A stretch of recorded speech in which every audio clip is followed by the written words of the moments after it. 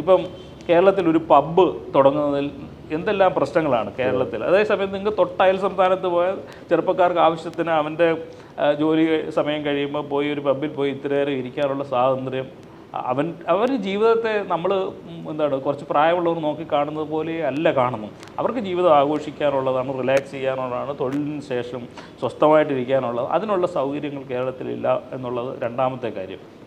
മൂന്നാമത്തെ കാര്യം പെൺകുട്ടികളുടെ സുരക്ഷയുമായി ബന്ധപ്പെട്ടാണ്. ഇപ്പോൾ ഇപ്പോഴും പെൺകുട്ടികൾ പുറത്തു പോയാൽ രാത്രി വന്നാൽ പ്രശ്നമാണ്, അവർക്ക് സുരക്ഷിതത്വമുണ്ടോ കേരളത്തിൽ നിന്ന് നമ്മൾ വളർന്നു എന്നൊക്കെ പറയുമ്പോഴും ചോദ്യം ചോദിക്കേണ്ട കാര്യമായിട്ടാണ് ഞാൻ. അതേസമയത്ത് ഇവർ പോകുന്ന കാനഡയിലോ UK ഒക്കെ ആയാൽ ഏത് സമയത്തും അവർക്ക് ഇഷ്ടമുള്ളപ്പോൾ ലൈബ്രറിയിൽ പോവാം, വായിക്കാം, തിരിച്ചു വരാം, സ്വതന്ത്രമായിരിക്കും. ഇവിടെ ഇപ്പോഴും ലൈബ്രറി ഏത് സമയത്ത് വരെ പെൺകുട്ടികൾക്ക് വേണ്ടി തുറക്കണമെന്നതിനെ സംബന്ധിച്ചുള്ള വലിയ ചർച്ചകൾ നടക്കുകയും അതിനെതിരെ സമരങ്ങൾ നടക്കുകയും ചെയ്യുന്നൊരു കാലത്ത് അവർക്ക് ഇഷ്ടമുള്ള സമയത്ത് പോകാനും വരാനും, എന്നാൽ പോകുമ്പോൾ വരുമ്പോൾ താൻ സുരക്ഷിതബോധമുണ്ട് എന്ന് പറയുന്ന ഒരു അവസ്ഥ കൂടിയുണ്ട്. നാലാമത്തെ പ്രധാനപ്പെട്ട കാര്യം എനിക്ക് തോന്നിയിട്ടുള്ളത് ഏതുതരം തൊഴിലും ചെയ്ത് ജീവിക്കാം അവിടെ എന്നുള്ളതാണ്.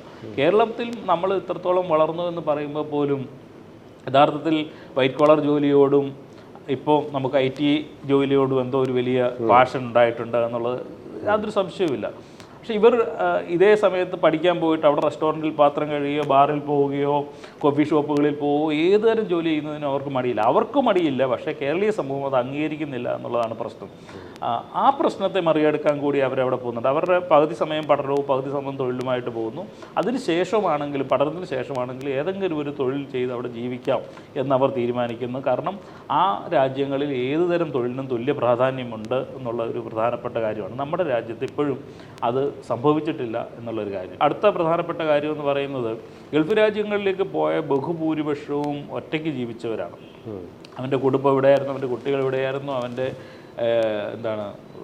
ദാമ്പത്യ ജീവിതം പരിമിതമായിരുന്നു. 20 വർഷം ഗൾഫിൽ താമസിക്കുന്ന ഒരാൾ 2 വർഷത്തിൽ കൂടുതൽ കുറവ് കാലം മാത്രമേ അവൻ്റെ ഭാര്യയോടൊപ്പം അവൻ്റെ ജൈവിക ചോദനയായ ലൈംഗിക ബന്ധം പോലും പുലർത്താൻ കഴിയുന്ന അത്ര തരത്തിലുള്ള ഏകാന്ത ജീവിതം നയിച്ചവരാണ്.